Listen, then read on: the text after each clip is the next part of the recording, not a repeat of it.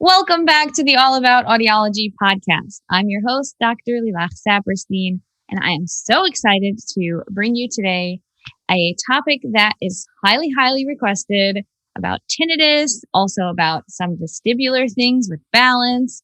These are topics that we get lots of questions about as audiologists. A lot of people think it's all about hearing, but our ears do a lot more than that. And so we have a very special guest today, Joey Remenyi from seekingbalance.com.au, who is an Australian vestibular audiologist and author of the new book, Rock Steady. And I'm so excited to talk to her all about tinnitus and vertigo and neuroplasticity and bringing it all together to make people feel stable and safe and productive and happy and all the good things. So welcome, Joey.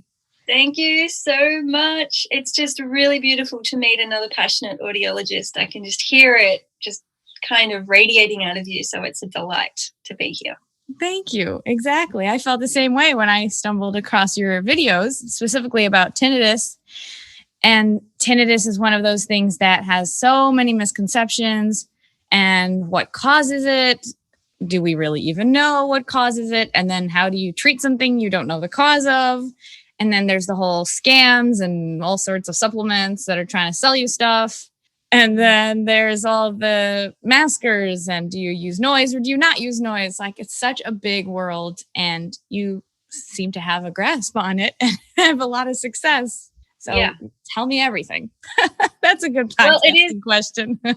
Before we do get started, I want the listeners to be reassured. I cover all of this in my book, my new book. And the reason I wrote the book was for everything Lilach is saying, right?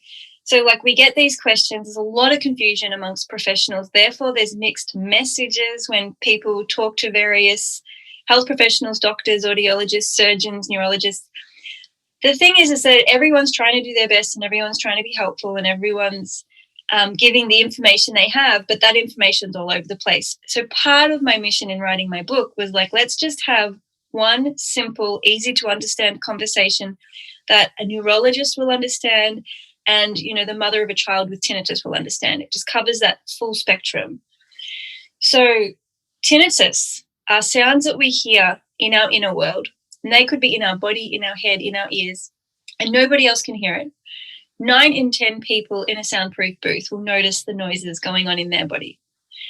Our bodies do generate noise, healthy noise, and you can think of that as like the idle of a car or even, you know, when the fridge is running and there's a little hum or the washing machine in a spin cycle. Like this is really healthy, normal mechanical noise that if the washing machine's doing a good job, it will be making the spin cycle noise. If the washing machine is broken, it'll be dead silent. So humans are actually a little bit the same. So it's good to rephrase things, and actually generating noise means you have moving anatomical pieces in your body that are genuinely creating a mechanical noise that as audiologists, if we really want to get geeky, we can measure them with our DPOEs. Yeah. I think another way to think about that is that your tummy gurgles when you eat and when you're digesting your food. So sometimes that's louder and you notice it after a big, exciting meal. But most of the time, you don't pay attention to your belly noise. Most of the time, the people around us can't hear it either. Occasionally, I actually use that example in my book, you know, that when a joint clicks or pops or we eat a big yummy Italian pasta and there's that loud digestion, occasionally our body sound can be heard by the outer world because the sound vibrations are strong enough. But when it comes to the run-of-the-mill regular tinnitus, usually it's psychologically impacting someone. It's invisible to the outer world. Nobody else can hear it. And it's moved beyond the mechanical noise, which is where it can start as a trigger. I don't know what your experience is, but often I hear clients will say, it started after I got wax cleaned out of my ears, or it started after a common cold. It started after a knock to the head. So really benign incidents that are not harmful or dangerous can trigger this awareness of noises occurring around the ear. And for some reason, instead of it being like a normal pasta meal where the noise just comes and goes once the digestion's finished, right? The noise lingers forever. It's like the memory of the noise is mapped neurologically between the ear and the brain, and it keeps looping.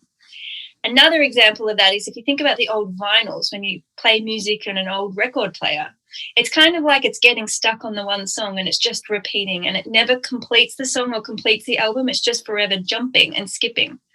That's kind of what happens neurologically for chronic, persistent, severe, distressing, bothersome, debilitating tinnitus, right? This is a whole nother conversation.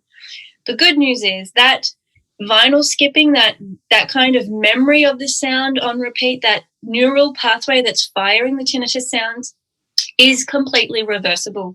And this is what I'm helping my clients to navigate, is to understand their biology, to understand the physiology of their ear and their brains, to understand neuroplasticity, and to understand emotional regulation and the psychology behind why we get distressed, why we hate it, why we associate so much fear with it, how this changes the brain chemistry and our response and relationship to the sound, and why that keeps us stuck. And then, of course, we end up talking about what to do about it. So the key thing there is separating the actual tinnitus from the experience of the tinnitus. That those two things are distinct. And lots of times people say, if I have this, that means XYZ. I'm in danger. This is bad for me. This is a sign of a bad, horrible, terrible thing, which the crazy thing is that sometimes it does mean that. And that's where you're getting the mixed messages. It's like people want to know, do I have a tumor? Like that's where it goes, you know? And then on the other hand, no, it's kind of a normal biological thing that happens to our ears all the time. So that's, you know, navigating that question. But just for clarity, I think it's important to recognize that even if somebody does have a tumor and that tumor is causing a change to their mechanical resting tinnitus, right? The tinnitus is totally harmless. The tinnitus will not hurt them. The tinnitus will not cause hearing loss. The tinnitus will not cause the tumor to grow. The tinnitus is like the idle of the car, right? So the issue there is actually identifying the tumor, talking to a surgeon and seeing if removal is needed, which is not always the case, and getting that medical intervention, medical opinion about the tumor, not the tinnitus. So it's really important that the tinnitus is never, ever, ever described as the bad guy. It's safe, it's harmless, and it is a reflection of what's going on in our inner world physically, mentally, emotionally, and spiritually. And when things are imbalanced, the sounds within our inner world change. The tinnitus is not the bad guy. It's kind of like this: if something's on fire, there's smoke. The tinnitus is the smoke. It's not the fire. I see. So healing tinnitus is about going, okay, so there's an imbalance within my inner world, physically, mentally, emotionally, spiritually. Let's get the medical clearance. Let's just do that straight up, right? Let's let the doctors tell me there's nothing to worry about. That's the physical investigation. Then we have to say, okay, what's going on mentally, emotionally, spiritually for me? And that's what my rock steady process is, really giving people the tools to be the expert in that piece. Okay. So someone will come to you and say, even someone who's struggling and having that, you know, tinnitus handicap inventory of like, I don't know, 80. The score is the highest that it could be. They can't sleep. They can't communicate with their friends. They're staying home. They're avoiding things. Like, what do you say to a person who's coming to you like, what do I do? How do I deal with this? My life is so, you know, I can't focus. I can't do anything that I want to do. Totally. Well, first up, I would say I've been there. I've had it. I get it. Second up, I would say you're normal to feel this way. If nobody has ever sat you down and explained this distressing noise to you, it's absolutely 100% normal that you're distressed and not sleeping, because that is the way a normal, healthy brain responds to any unexplained threat. In that situation, the tinnitus has been categorized as a dangerous, abnormal threat. Somebody has told them it's abnormal. Somebody has told them it's a disease. Somebody has told them it's a condition. Somebody has put the fear in their mind. And the natural, normal response any human brain, healthy brain, will have is anxiety, fear, and sleeplessness. So it's just like tick, tick, tick, tick, tick. Everything's coming up normal. So what we need to do then is teach the brain, actually, it's a misunderstanding. The noise is harmless. The noise is neural pathways in your body between your ear and your brain, generating the perception of a sound. And that sound may actually not be relevant, not be important, not be useful, not be meaningful, and not be needed or required. So we have to teach the brain, it's not a saber-toothed tiger chasing us. It's not a violent incident. It's not a harmful, abusive person. It's not a really overdue bill. Like, we have to take it out of that category of fight, flight, freeze, stress, right? The sympathetic stress response. Because when we categorize the tinnitus as an awful thing that's ruining my life, we change the brain chemistry response to it. And so all of this education helps people start to go, oh, okay, so my relationship to it is changing the way my brain is treating it, correct? And the therapy is in shifting that relationship, which is extremely personal. There's no prescription, generic, you must do this kind of model of healing. It's about understanding the mental landscape of a person's world, their worries, their doubts, their fears, the dialogues going on, the voices in someone's head, their emotional landscape. So how are they self-regulating? Do they actually have access to joy, compassion, acceptance, kindness, or are they a little bit locked in the self-doubt, the fear, the anxiety, the panic, and they don't really know how to get out? So that would be part of therapy. And spiritually, it's, are you going to listen to the people who've told you you're abnormal and wrong and you can't fix this and there's no cure? Are you going to give your power away to them externally, or are you going to come back into your body, learn about it, say, actually, my body is powerful, adaptive, amazing. It's normal to have body sound, and I can change, I can rewire those neural pathways and reverse the body sound if I learn how to do it, if I choose to do it. And the spiritual piece, if I believe in myself to heal it. If I don't believe in myself to heal it, nobody else is going to believe in me to heal it either. If I don't stop and listen to my body and what my body's telling me, nobody else on the planet is going to listen to my body and what my body is telling me. It's my job to tune in to that very personal inner world process. And my background's in yoga. So my first discipline before audiology is yoga. And we would call this svadhyaya, which is a Sanskrit term for self-study. And it's when we pause and we listen within and we learn from our sensory system delivering us information through the ears, the eyes, the skin, the taste, the tongue, etc. This is how we relate to the world. Yeah, that piece of self-knowledge, I think it goes across lots of religions and ideas and beliefs that people have as the one of the most a transcendental thing that you can do is actually be yourself and know who you are and know your body and your experience in the world, connecting to your senses. Yeah. I think that one of the things you just mentioned was this idea of trusting yourself and knowing that although there are experts who are well versed and trained and did all the years of study of what's available to know, you are still the expert of yourself and your experience. And no one else knows how you're dealing with your life more than yourself. So I think that the way you described it, giving away your power, is so spot on, of the difference of people who come in and say, help me understand something because you're an expert in the topic, but also believing that they themselves have the power to do the change. And I talked about this on, yes, please. I just want to I feel like this is really tender area too, because people love an expert. It's like, tell me what to do, Joey. Yeah. Tell me how to heal. I want to learn from you, Joey. And that, in a sense, they're giving me that expert power. And so I'm really conscious of saying, well, actually, I suppose I'm expert in the process of healing. I really get neuroplasticity. I have a huge amount of training and knowledge in this, and that's some knowledge I can support you with. However, I don't know you. I don't know what you're feeling and hearing in your body in this present moment. I don't know what neural synapses are firing in this present moment in your body. And I also don't know what you want and desire to feel, sense, and hear in your body, which means I don't know which new neural synapses and connections you want to create. Only you know that stuff, right? So you're the expert in you and your body and your inner world. I have kind of become an expert in a process, a neuroplasticity education healing process.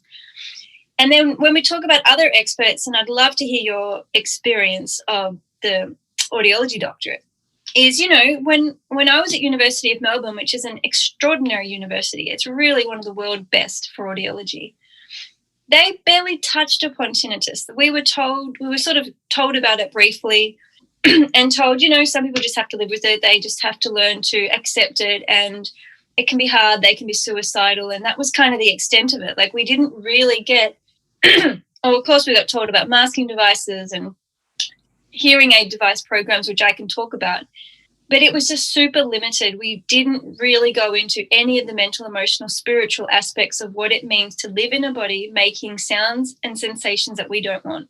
Unwanted body sounds and sensations can completely destroy a person's body image, self-esteem, self-belief, and can really lead to an anxious, depressed, isolated, panicked way of life. It's tragic. And for the listeners out there, I want you to know it's preventable and it's reversible. That's a nice message of hope because many people really don't ever hear that anywhere. That tinnitus is a thing that usually comes if you have hearing loss, you'll likely have tinnitus. No. And if you had any kind of traumatic PTSD inducing event, it would also come with tinnitus. Like, we say it's the first and second thing that's the most common for the veterans in the VA system is hearing loss and tinnitus. And it's just, 80% of veterans are going to have it. Just like that's it. That's the case. That's what we do. No, honestly, it's all reversible. And I think again, going back to this kind of expert model, which in my opinion doesn't work, is, the ear, nose and throat surgeon is exceptional at understanding the ear anatomy and surgical options. And if I need that information, I'm going straight to an ENT to ask those specific questions. I'm not going to ask an ENT surgeon how to get rid of my tinnitus. They have no idea. It's not their training. It's not their specialty. Yeah. They will be able to tell me if my ear anatomy is healthy or not and what to do about it, which I value, right? So it's about asking the right expert the right questions and not giving your power away to them entirely.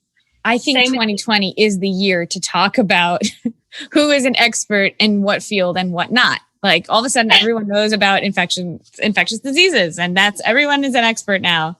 No, you actually have epidemiologists who that's their study, And so same with neurologists. Neurologists are fabulous at understanding the brain. Are there any anomalies or physical disruptions or unusual occurrences going on in a brain? They will tell you. They will do all the right imaging with all the right contrasts, and they will be able to explain your brain to you in a way that nobody else can because that's their expertise. Can they tell you how to get rid of your symptoms? No, it's not their training. They have no idea how neuroplasticity works. They have zero training in it.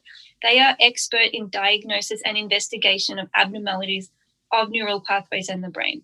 And even if you have permanent damage to your hearing or to your inner ear pathways, you can still use the surviving functional residual neural pathways to recreate a new sense of normal. Does it mean you'll go back to the way you were? No. And I have a whole chapter on that in my book. We can't turn back the clock. We can't be the person we were, but we don't need to. And I want to give you hope here because a lot of my clients come to me. I mean, I'm the last person they see, right? So they're in a pretty dark place. Yeah. And a lot of the clients I see, they don't want to give up, but they feel like they've tried everything, every doctor, every device, every home exercise and diet. And they'll come to me and they'll be like, Joey, I'm going to give this neuroplasticity a go. It kind of makes sense. I think it's logical. I get it. And I want you to support me. So they'll go through the Rocksteady process, which can take them anywhere from, let's say, 7 weeks to 2 years to go through. So it's self-paced. Some people do it quickly. Some people do it slowly. By the end of that Rocksteady process, which is 6 modules of daily learning, daily home practice, physical, mental, emotional, spiritual exploration of what do I need in this moment? How can I support myself in this moment? It's not generic. They actually choose what they need in the moment based on what they sense and feel in their inner world. By the end of it, they come out being kinder to themselves, being more of a friend to themselves, feeling more stable, tall, strong, having more body tone from the balance exercises, having more emotional regulation and emotional stability, having more belief in themselves, having less worries, less doubt, and having tools to move through fears, but also, which I think is equally important and way too often overlooked, is they finally have the capacity to give themselves permission to experience joy and to figure out where joy lies in their life because they will have lost contact with it. And things that used to make them feel joy don't work anymore. So they have to reinvent their entire relationship to pleasure.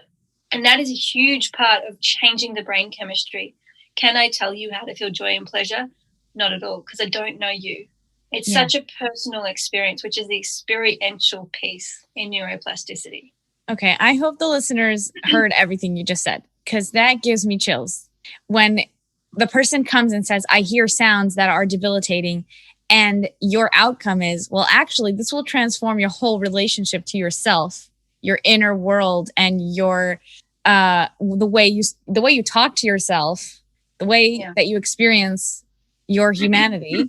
They might say, lady, I just don't want to hear these sounds. That's often where we start, and I'm only human. I started off just wanting to get rid of my body sounds and get rid of my vertigo. I didn't want to feel this. And I would have wanted anyone to fix me. Just fix me. Just get rid of it. I don't want it, right? Yeah. And then after enough depletion and exhaustion and dead ending and goose chasing, I began to realize actually I'm going to have to figure this out. And I was really, really blessed because I had, at this point in my life, I had over 10 years yoga practice, which means I had firsthand experience to the neuroplasticity changes that people can go through. And I'd seen it in myself to a certain degree. I'd seen it in students and colleagues in the yoga world. So I kind of understood that if you repeat things daily, your body responds with new patterns. Yeah. I had a psychology degree. I had training in cognitive behavior therapy, acceptance commitment therapy, neuroscience, and I had a master's in clinical vestibular audiology. I had the most eclectic background of studies, which was all by accident. I didn't want to become this kind of neuroplasticity expert. It just happened by accident. And so then I realized, you know what? I think there is a way to heal. I have no idea what it is. I have no idea what it looks like, but I'm going to start exploring through trial and error. It took me 4 years to figure it out for myself. And now my clients are getting results much, much quicker than I did. Yeah, because they have the guide, but, you know, someone being the guide is not the same as them being in charge of your healing. They're like, even the word healer to me seems like a complicated word because you are, you know, yeah. Okay. Yeah. So, I consider myself an educator, and I think the education piece is missing amongst our peers, right? Amongst our audiology colleagues, amongst our medical colleagues, amongst our naturopathic and, you know, I mean, we could talk forever about diets and devices, and we can shift the conversation there if you like. And I can give you my theory using the philosophy of neuroplasticity as to why a lot of that doesn't work and why it could work for some people, but why it's just another dead end. And I think people are just stabbing in the dark. What's the, you know, that term? They're just having a go at anything. It's blind faith. And they're just like, I'm just going to try this low salt diet because I'll go off coffee, I'll go off chocolate because it might work. Like there's no logic behind it. It's almost like an anxious panic response. And same with hearing aids and expensive devices and tinnitus programs, or, you know, you name it, it's out there. Okay, so let's talk about the maskers and the whole idea of distracting away from the sounds or using a fan so that there's other sounds in the room.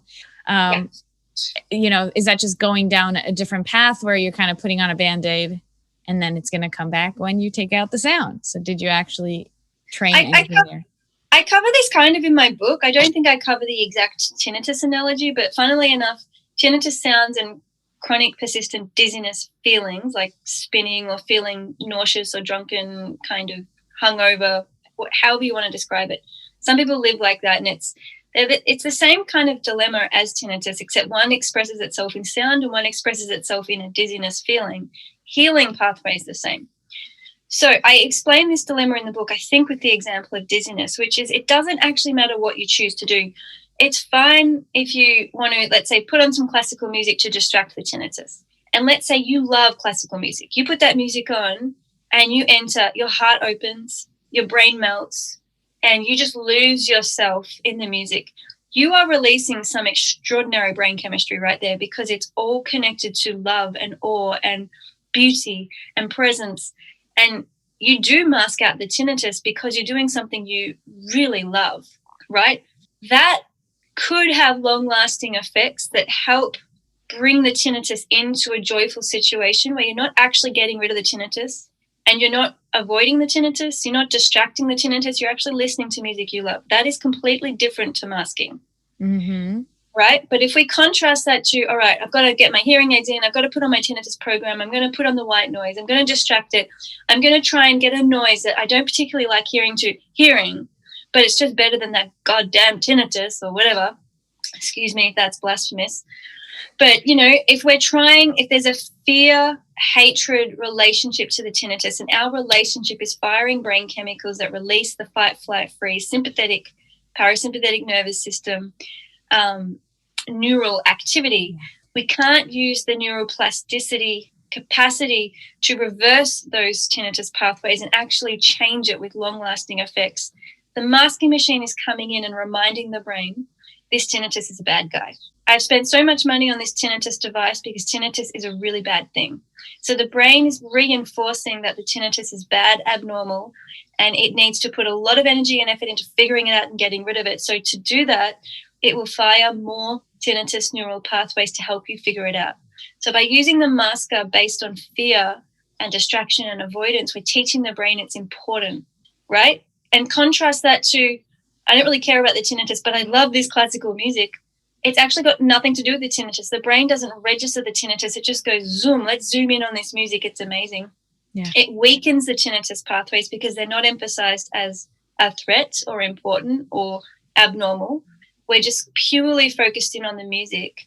Yeah. By default, and I do explain this in my book, by default, the neural emphasis and the neural allocation of resources is taken away from tinnitus and is diverted to those auditory music, listening and appreciation and emotional areas for taking in the classical music. So we're hijacking the tinnitus pathways by doing something.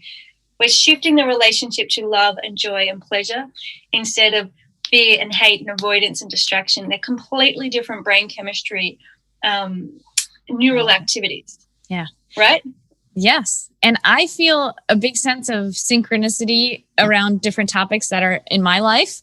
So around parenting, when, when we talk a lot about that on the show, we have a lot of parents listening, and it's so much of how you do positive reinforcement to like just move away from a behavior that you don't want the child to exhibit, but the punishment, if that only exacerbates it, because now you're giving so much attention to the thing they shouldn't have done instead of just distracting them away to something else that they love to do. And we just kind of go with the flow. Like so much of everything you just said could have applied to my child is doing inappropriate things. What do I do with them?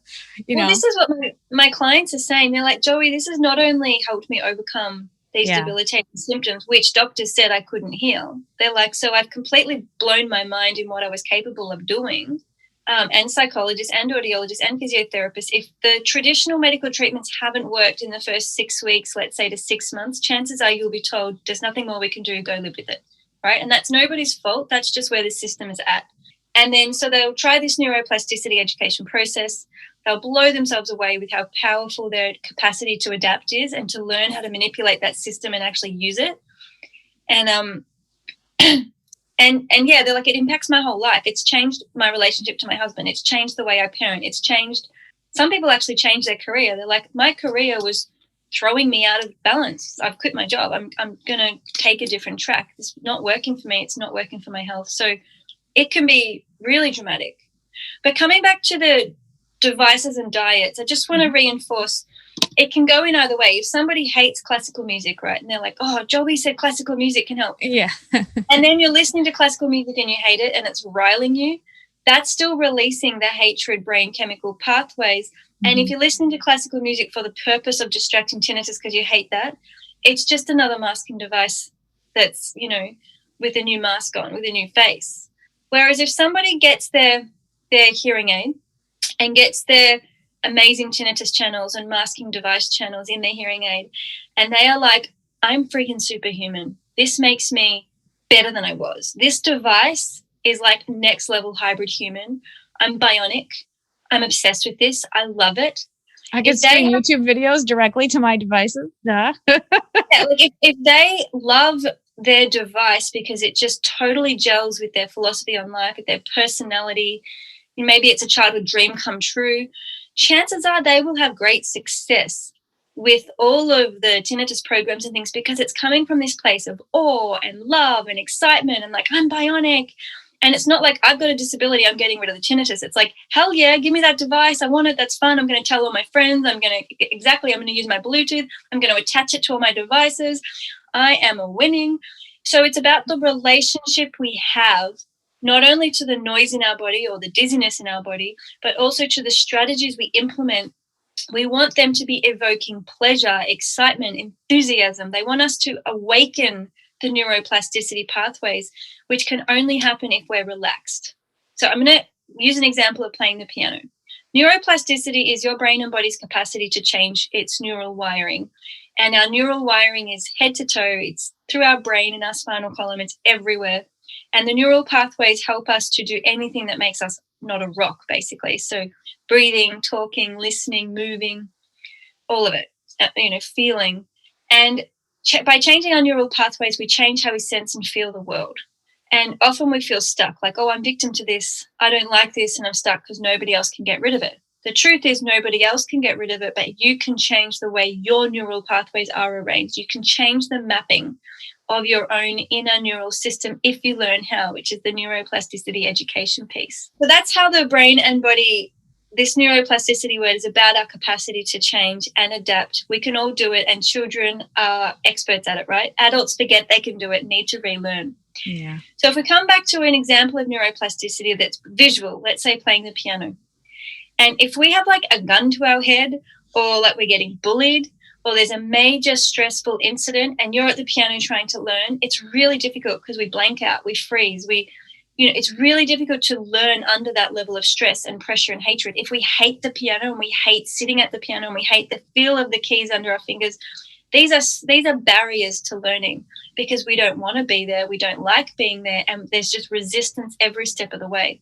And if you contrast that to just enjoying the piano, learning from a teacher that you absolutely love, learning music that you love, maybe you lie in bed and you dream about the piano and you visualize your fingers moving before you go to sleep at night, and the relationship is one of excitement and enthusiasm, that person is going to learn a lot more quickly, probably practice more, feel better while they're doing it, and their brain's capacity to automate those piano pathways will be much faster and stronger than the person who's learning under absolute resistance, duress, stress, and fear, right? Mm-hmm. It's exactly the same with our tinnitus and dizziness. It's important we don't come from a place of fear and resistance.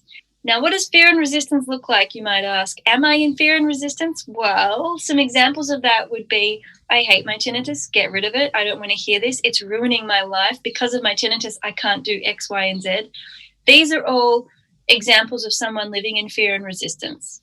Someone who's not living in fear and resistance and has relaxed into it might say, my sounds come and go. It's no big deal. If I do hear my body sounds come and go from time to time, I take that as a little gentle reminder that I'm out of balance somewhere, physically, mentally, emotionally, or spiritually. I use that as a little kind of reminder, a little alarm clock to take some time alone and figure out what's out of balance. Because if I'm not listening to my body, no one's listening to my body. So I'm going to relax into this and learn from it. So that's the adaptive approach. Do you think that this whole process and the process outlined in your book can also apply to other chronic conditions, like lower back pain is a big one that people associate with tension and stress, and lots of other things that go on in our bodies? It all applies. Would you agree? Yeah, and you know what? This is blowing my mind because that was not my intention, right? So I personally had vertigo and tinnitus. I've worked with the elite, best, top-of-the-line neurologists, ear, nose, and throat surgeons, psychiatrists, psychologists, physiotherapists, audiologists, you name it. And I saw these clients falling through the cracks and not getting resolution, certainly not getting healing, and feeling helpless, hopeless, powerless, stuck. It was awful. So that's my background. I was really motivated to help those people who were being failed by the system. Mm-hmm. And because of my background in neuroplasticity, neuroscience, and yoga, I was like, I think I can offer an alternative. I can offer another management pathway for people who need it. I'm not saying I have the ultimate cure.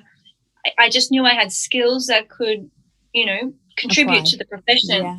Mm-hmm. So I came from this very kind of pure background, and then I built Rocksteady, and we've had amazing success. Our research statistics are through the roof. People are just getting the most incredible outcomes, and a lot of my clients are like, this healed my pain. I used to have arthritis and chronic pain, and I used to have depression and anxiety, and it's lifted. And so this is where it's like their whole lives are being affected because they're treating themselves as a whole person, not as an ear.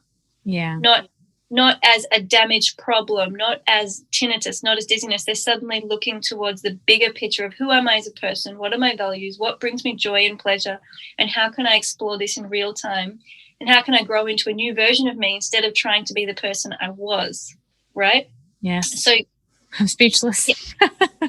So basically it surprised me that, I was coming from such a pure, innocent kind of starting point, but because of course of my yoga background, I was naturally looking at the whole person. So sometimes in my therapy sessions, we'd be talking about sexuality and all these areas of life where the client would go, I just didn't think we'd be talking about this in an audiology session. And I'm like, well, this is all part of who you are as a person, and this is going to impact how your ears are interpreted by your brain.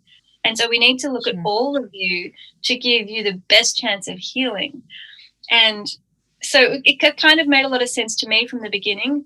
But now that I've seen more people, and the process people go through now is largely self-study. So they don't see me at all. There's no email contact with me at all. It's literally self-study.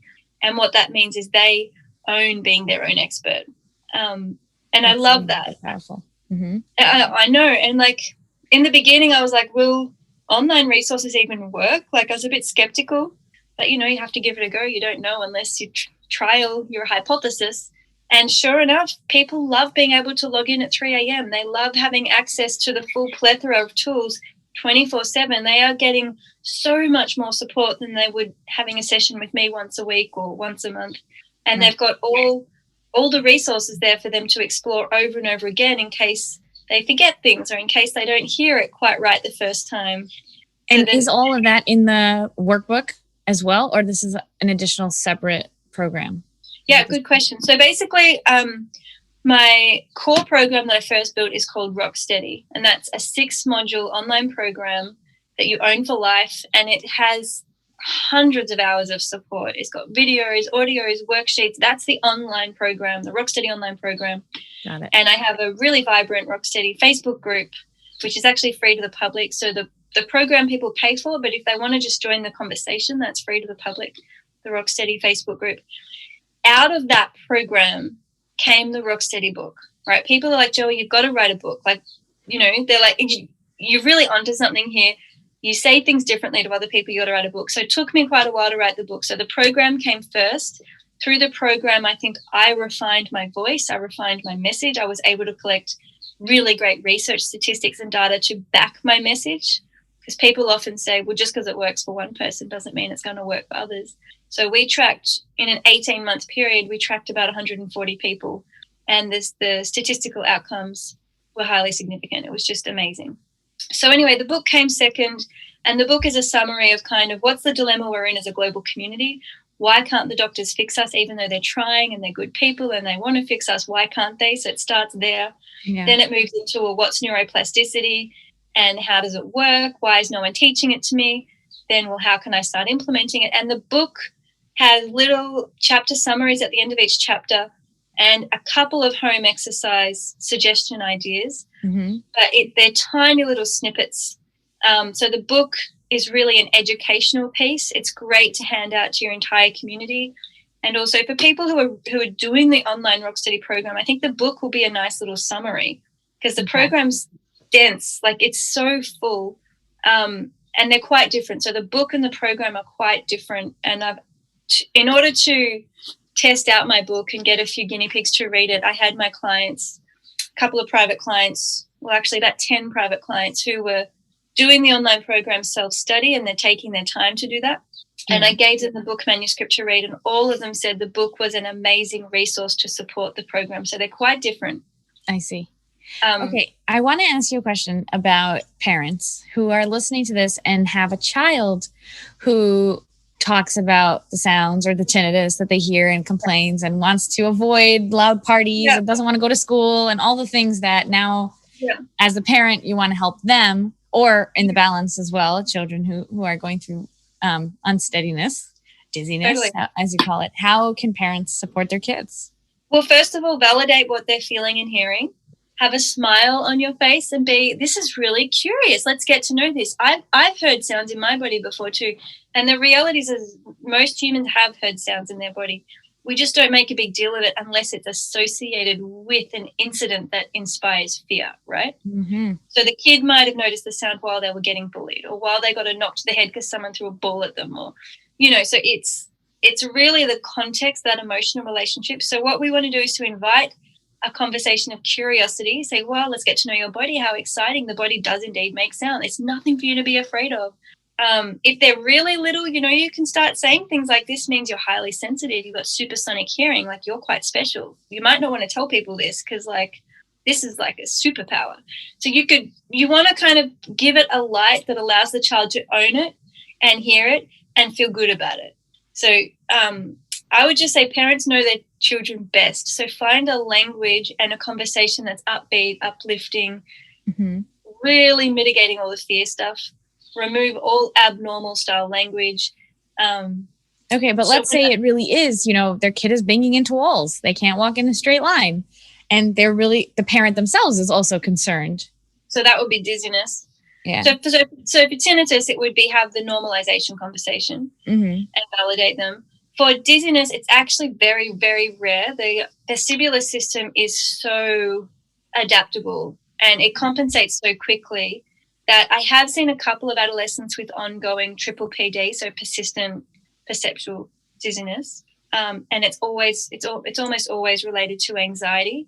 There are a couple of cases that are mechanical, like the wide aqueduct vestibular condition, which will need a CT scan and an ear, nose and throat surgeon to look at, because that's where one ear is actually going in and out of function, and that could mean your child is like walking into doorways and you have to get medical clearance. Okay, basically, if your kid is walking into doorways consistently and their balance doesn't look quite right, definitely get medical clearance, because that is unusual. Kids have great balance, and even if they lose balance from an infection or some random event, or they're not born with a fully developed ear on one side, they can ride bicycles, run, they can do everything. There's so much redundancy in the system, and they will quickly compensate and use their own neuroplasticity to heal. The thing that holds back the neuroplasticity is generally anxiety.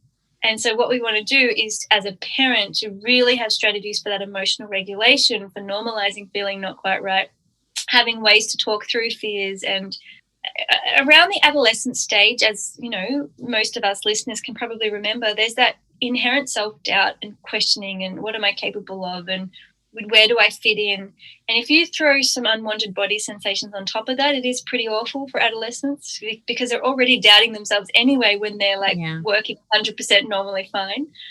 So getting role models, getting counseling, getting great peer support, all of those things, the whole person package, are going to be useful. I'd probably say the big no-no, like if we reverse the question and say what don't do, sure, it's what I see most parents doing when they come to see me. It's like, don't make a big deal of this. Don't talk about it all the time. Don't ask them how their dizziness is going. Don't ask them how their tinnitus is going. Like, ask them how they're going as a whole person. Don't single out the symptoms, because when you focus on symptoms, the brain allocates more neural power there and more neural activity there, and you get more symptoms. So delete all symptom language, look at the whole person, find ways to enhance their self-belief and their pleasure and their joy, and just have the patient, slow, motherly conversations or fatherly conversations that need to happen. And, sometimes life is a bit rough, so just be beside them through those rough, difficult, down and out feelings without overemphasizing the symptoms. The symptoms can actually be a result of feeling down and out instead of the symptoms causing the down and out. So I hope that makes sense. Yeah. And then maybe go and develop a hobby and put them in a class like dance or art or music. And sometimes investing in those things, like, they can be very expensive. But I've seen that when parents are on like a medical hunt, they're in that mode. They're going from doctor to doctor and paying for very expensive evaluations and pathologizing every encounter that they have. Like, now you're missing school because we have a specialist, and they're in that zone. Wouldn't it be incredible if all of that resources of time and money and parental attention went towards, let's take a day off and go for a hike. Let's take you out of school and go to your favorite ice cream store and pick all your favorite toppings. I think you've hit the nail on the head there. I think pathologizing is a good word to remember. And also be careful, not as a parent, it's important for me to not project my anxiety onto my son. Yep. Right? So if I don't understand tinnitus and vertigo and dizziness and the power of the body to heal, so I'm anxious about it, I can actually project that anxiety onto my son and freak him out. But it's actually my fear, not his. I have to be really careful about my emotional boundaries. I need to get the education so I can chill out. That's not his job. That's my job as a parent, to not freak out about him, right? So do the work yourself. And that could even mean get the Rocksteady program, learn about it yourself so you get it, so that then emotionally you'll have the tools to not be projecting fear. And then, as a parent, you can also be really careful about your emotional boundaries. I need to get the education so I can chill out. That's not his job. That's my job as a parent, to not freak out about him. So do the work yourself. And that could even mean get the Rocksteady program, learn about it yourself so you get it, so that then emotionally you'll have the tools to not be projecting fear. And the other piece is your kid might not know what hobbies are. They might be like, I don't really want to go hiking. I don't want to go to scouts. I don't want to play violin. I don't, da, da, da, da. Give them space and say things like, just take as long as you need, right? Or you can have a sad day today. Like, give them space rather than push them and hurry them up. Obviously, you don't want to give them forever. You don't want them to be like 35 and still sad and you're doing their washing and cooking for them. But give them some transitional space to actually feel their emotions and be in a little bit of a low point, and make sure you're not worried about them. Just smile, move around the house, do your gardening, talk them through how you're accessing your pleasure and how you're feeding yourself and how you're bringing balance back to your life. And that's what a lot of my rock steady clients have said, is they now have tools to actually role model this stuff for their teenage kids, because they know how to be in their body and regulate their inner world. They can actually directly transfer those skills instead of their anxiety onto their children. So really, I think it's about role modeling.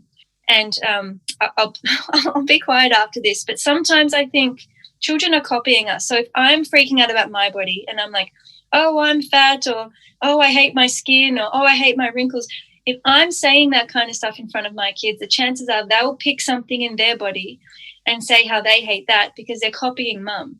Yeah. So really notice your own language and how you talk about your body, because chances are your children are kind of copying in their own way. I have to just give you the most adorable example for my children. Our listeners know I always bring in my little cutie anecdotes from I have 3 daughters that are 6, 4, and 2. And recently I got some acne on my chin that has been like ongoing. It comes and goes. It makes all these different colors on mommy's face. And like my daughter is like, Ima, you have polka dots. And it's just like, because I have totally come into a different understanding of like my skin is cleansing itself. It's deleting the things that don't need to be here. Like I had a big internal, body image situation about how I'm going to view acne and makeup and all that. And then hearing her say that to me, I was like, oh, I think the change I made got exuded somehow, that there's not even the word pimple or like ouchie or boo-boo, like any of those other words that maybe had been in my mind about acne in the past. Now it's just like mommy's polka dots is adorable. So, yeah. like I used to knock on Instagram stories, like, oh, if I had whatever. Oh, and now it's like, I have something to say. Forget it. There's dots on my face, and anybody will deal with it if they care. I don't. Moving on. Anyway, 100%. So yes. 100%. I actually went through a phase when I first started my YouTube channel. I wouldn't go on unless I'd at least done a little bit of makeup, but I don't wear makeup. And then it got to a point where it's like, it's just me. I just need to be me. And so I made a decision to, like you said, just get my conversation out there, get my content out there, because that kind of body image barrier of like, well, the world tells me I should be this way, so therefore I'm not even going to get started because I don't really know how to use makeup. Did you have any final questions for your listeners that I haven't touched upon yet? Okay, so one more question for you would be for our other major group of listeners who are students of audiology, communication disorders, speech language pathologists, teachers of the deaf. That's kind of who's in our community. And I'd love to hear, because you had all this different kinds of experience as a student in so many different fields, what advice do you have for our students listening? Oh, look, I mean, I think if you're interested in this stuff, to start with, read my book. I've just simplified this for you enormously. I think start by learning about the power of the body to change. And my only other kind of like perhaps little suggestion or encouragement would be really question whether or not you need to say things to your clients, such as, live with it, accept it. There's nothing more we could, like, really censor yourself, because that can really affect somebody's self-esteem and body image and relationship to their body if an expert, a perceived expert, is telling them there's nothing more I can do. I would love the new response from audiologists and psychologists and doctors to be, from my point of view, I've covered all bases and I feel really confident about your ears and your brain. I know how powerful the ears and the brain are, and I want to encourage you to learn about neuroplasticity and learn about how you can change your sensory mapping, because that's not the piece I'm trained in and that's not what I can offer you, but I just want to encourage you to explore that, because you can have hope. and a lot of people do heal. And so give them a pathway moving forward instead of shutting down that explorations. I mean, maybe you could add to that a little. I think that's incredible. And so much of what goes on in the All About Audiology community is that it actually isn't all about audiology. It's about people, and it's about connection, and it's about bonding with your child, or being the kind of therapist or audiologist who sees your patients as a whole human. So it is all about audiology topics, but the whole message is that we can't just look at people for their audiogram or for their test results, because that is obviously not who we are. And we have to look at the other things. This is like, when I heard about all the things you're doing, I felt so connected to bringing that holistic piece, but it's evidence-based, because that's now we have the evidence to say, here's how the brain works. And all the spiritual practices of generations past, they work. Now we can prove it, quote unquote, prove it. But, if we can do that integration in the world and in ourselves, that is healing. Yeah. And by spiritual practice, I think it's about just believing in ourselves and believing in the power within the human body, because we really are incredibly powerful organisms and miracles of biology. And I think kind of through capitalism and through patriarchal systems, we're told to listen to our parents, listen to authorities, do what your teacher says, do what the doctor says. And it's all this external authority, external power. And that's the brainwashing every single one of us has been fed for generations. Yeah. So it's nobody's fault. This is old culture. And so where the spiritual piece is coming in from the ancients, and this is really non-religion, it's cross-cultural, it's universal. It's about saying, my body is powerful. It's up to me to learn how to harness that power. I need to learn to believe that I have billions of neurons. Not all of them are being used. Some of them might be damaged, but I've got billions of neurons, and I can kind of program how they're mapped if I choose to learn how. Or I can stay on the couch all day crying and waiting for somebody else to fix me. Like, we have choices. And to learn from the earth about compensation and about nature and cycles, and change is the game. Like, if you're not changing, you're dead. Like you said, you're a rock. That's it.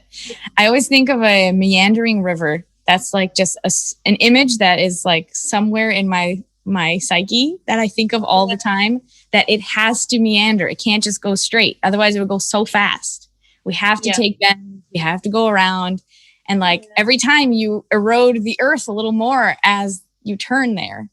So there you go. And my closing words would be, feeling is healing. And if we choose to feel, we choose to feel all of it. We're not just cherry picking the joy and pleasure moments. If we choose to feel, which means we're not numbing it, we're not medicating it, we're not distracting it or avoiding it or denying it.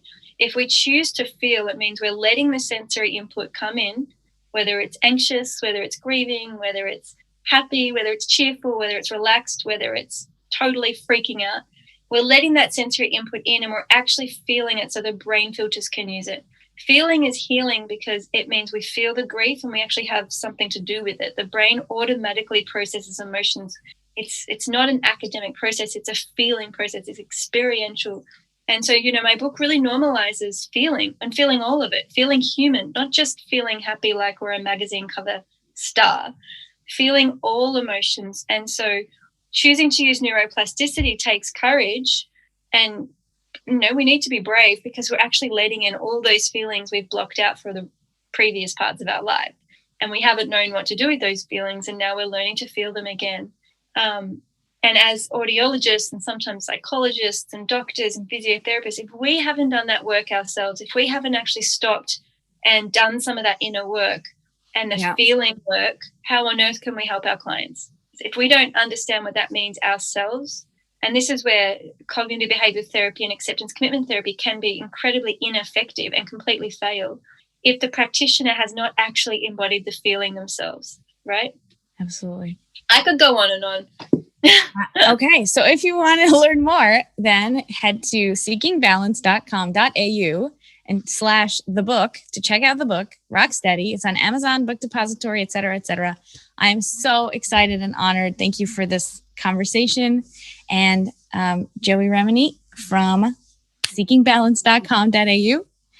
If people want to reach out to you, I'm sure you have all your contact links and things, but I'm just going to tell you guys, get the book. There you go. Yeah, thank you so much. This has been a real pleasure. You're a beautiful audiologist. Thank you for flying the flag so gracefully. Thank you all. I'm Dr. Lilach Sapersdien, and this is the All About Audiology podcast.